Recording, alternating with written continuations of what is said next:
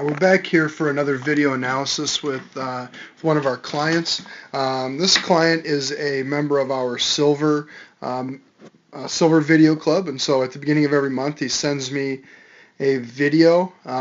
We break it down, give him some areas to improve, and then also a written report of what's going well, what needs to be improved. We also give him some drills to work on to improve his weaknesses and then also to enhance his strengths, and then a handful of other resources for him to look at so that he can make the improvements on his own. Now, it works really well for this particular client because he's a very hard worker. If we give him something to do, he's going to go work on his own to see that it gets done. And that's the kind of player and parent or player that really benefits from the video club. So here's the reason I want to show you this one is because Sam made some really dramatic improvements in about a week and a half. The video on the left is the video that he sent us at a couple weeks ago, and then his follow-up video is on the right there after working through the drills and some of the techniques that we gave him. Now, I've synced this up so that it's synced up to when his left heel hits the ground. One of the things that Sam was working on a lot was getting more separation between his hips and his upper half. In other words, just basically trying to swing more with his lower body. He kind of had a little bit of a one-piece swing where the hips and shoulders were coming through at once. He's a very good hitter, but if you notice he's a pretty big kid, and we think he can hit for a little bit more power than he has. And so I'm going to show you some of the improvements that he's made in just about a week and a half here. So we'll start moving forward with it. That sink into the back leg is something that he was particularly good at. Okay, now we've got it synced up right there to heel down. So that's where his front heel is down on both. And the biggest improvement that you will see, and the biggest thing that we love about what he's doing, is right here. See, that knee has traveled in. He has gained ground with that rear knee there.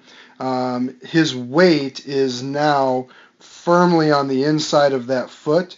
Whereas if you look here, okay, the knee hasn't gained as much ground, and so he's kind of hitting almost a little bit flat-footed without very much momentum.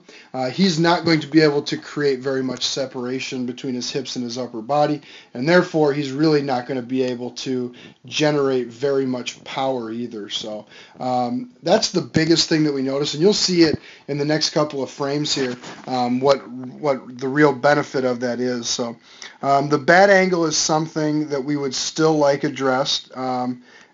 You can see that it's pretty much the same angle as before, and what we really want to see is you should have top hand over, but that's a bit dramatic. Probably the bad angle should be maybe a little bit more in that range right there.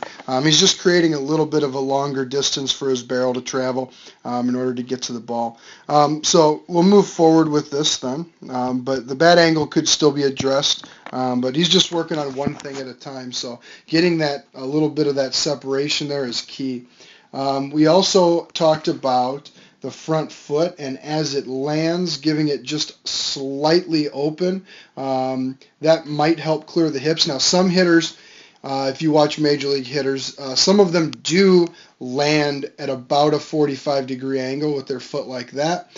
Some of them do land with their foot closed. So I don't know if there's really necessarily a right or a wrong way for that.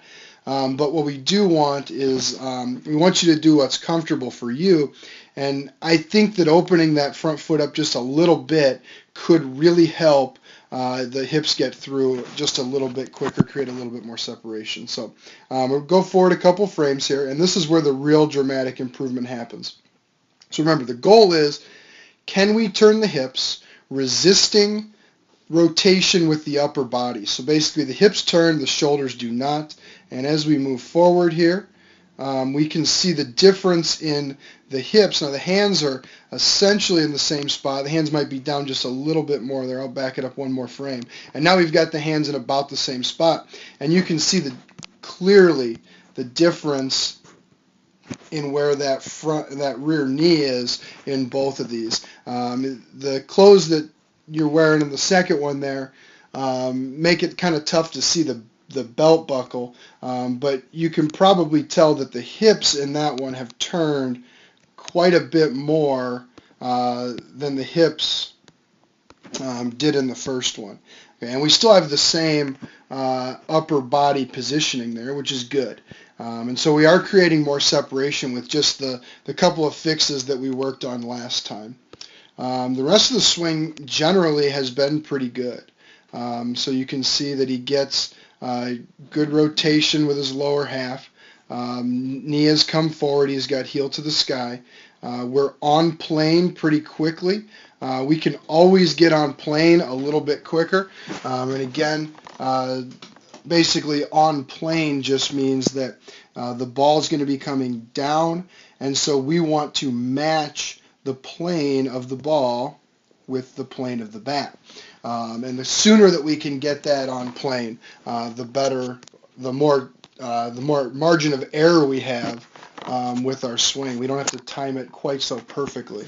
Really great hitters keep the bat on plane with the ball for quite a long time. And then through the follow through here, you can see still have a little bit of weight coming back at the end. That's not the end of the world, but what's really nice to see is this stiff front leg here. And again, you've got that in both of them. So things I would work on a little bit. If we got that bat angle fixed so that it's not quite so back here at our hitting position, if we can get that bat angle fixed so it's not quite so dramatic, that's not a major flaw, but I think that it could help you be a little bit quicker to the ball while still creating enough power. And then the other thing that I would like to see is maybe try, and if it's comfortable, we can do that. If not, then stick with what you've been doing. Try to open that front foot up just a little bit more on landing, and it shouldn't rotate until right before the foot comes down. Okay, so it'll stay closed. And it'll stay closed through here, closed, and then right about here, as the foot starts to come down, that's where it'll kind of turn and make that angle. Now again, if you're comfortable, you try that a little bit. If you're comfortable with it, great. If you're not, I don't really see that as a flaw. I just think it's one thing that we might be able to do to help you get those hips through a little quicker and get a little more rotation. So that's kind of an example of what we do with our follow-up video analysis. If you're interested in any of this, interested in making improvements on your own or working with your son to make improvements, you can click below and we've got a Bronze Video Club. And all you have to do for that, it's totally free. You send me a video, I will give you a voiceover video analysis of the things that I see. There's absolutely no obligation to buy anything. I won't even mention our other video clubs to you in that. If you're interested in getting a couple a month, you can check out our silver, gold, and platinum memberships. Those all come with write-ups and drill prescriptions and a few more resources. The bronze is just a one-time consultation. So thanks for listening. I hope you enjoyed, and keep up the great work. Thanks.